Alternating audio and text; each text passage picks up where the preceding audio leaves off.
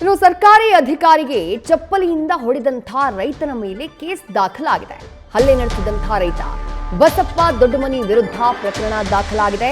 ಕರ್ತವ್ಯಕ್ಕೆ ಅಡ್ಡಿ ಅವಾಚ್ಯ ಪದ ಬಳಕೆ ಮಾಡಿ ನಿಂದನೆ ಆರೋಪದ ಅಡಿಯಲ್ಲಿ ಕೇಸನ್ನ ದಾಖಲು ಮಾಡಿಕೊಳ್ಳಲಾಗಿದೆ. ಜೊತೆಗೆ ರಕ್ಷಣೆ ನೀಡುವಂತೆ ರೈತನ ವಿರುದ್ಧ ಎಫ್ಐಆರ್ನಲ್ಲಿ ಉಲ್ಲೇಖ ಮಾಡಲಾಗಿದೆ.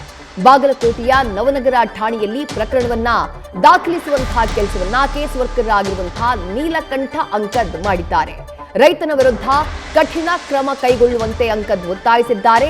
ಜೊತೆಗೆ ಘಟನೆಗೆ ಸಂಬಂಧಪಟ್ಟ ಹಾಗೆ ಅಂಕದ ಕುಟುಂಬಸ್ಥರು ಕೂಡ ಅಸಮಾಧಾನವನ್ನ ಹೊರಹಾಕಿದ್ದಾರೆ. Bagalkote town development authority BTDA ಕಚೇರಿಯಲ್ಲಿ ಆಗಿದ್ದಂತಹ ಘಟನೆ ಇದು.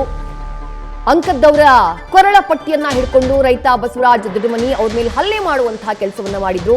ಭೂಸ್ವಾಧೀನದ ಪರಿಹಾರಕ್ಕೆ ಸಂಬಂಧಪಟ್ಟ ಹಾಗೆ 2 ದಶಕ ಕಳೆದು ಪರಿಹಾರ ಸಿಕ್ಕಿಲ್ಲ ಅನ್ನೋದು ರೈತ ದೊಡ್ಡಮನಿ ಅವರ ಆಕ್ರೋಶಕ್ಕೆ ಕಾರಣ ಆಗಿತ್ತು. ಆದ್ರೆ ತಮ್ಮ ಮೇಲೆ ಹಲ್ಲೆ ಮಾಡಿದಂತಹ ರೈತನ ವಿರುದ್ಧ ಸದ್ಯ ಅಂಕದ್ ಕಂಪ್ಲೇಂಟ್ ಅನ್ನ ದಾಖಲು ಮಾಡಿದ್ದಾರೆ. ಯಾಕಂದ್ರೆ ಅದಕ್ಕೆ ಕೇಸಿಗೆ ಸಂಬಂಧ ಇಲ್ಲ ಅಂದ್ರೆ ವೈಯಕ್ತಿಕ ಪರ್ಸನಲಿ ಕೇಳವ. ಮತ್ತು ಅವಂಗ ನನಗೆ ಯಾವುದೇ ರೀತಿ ವೈರತ್ವ ಇಲ್ಲ, ಯಾವ ರೀತಿ ಇದು ಇಲ್ಲ. ದಿನಾಲು ಚೆನ್ನಾಗಿ ಮಾತಾಡ್ಕೋತಿರ್ತೀವಿ. ಇವತ್ತು ಬಂದ ನ್ಯೂಸ್ ಫಸ್ಟ್ ನಿರ್ಭೀತಿಯಿಂದ ನಿಮ್ಮ ಪರವಾಗಿ.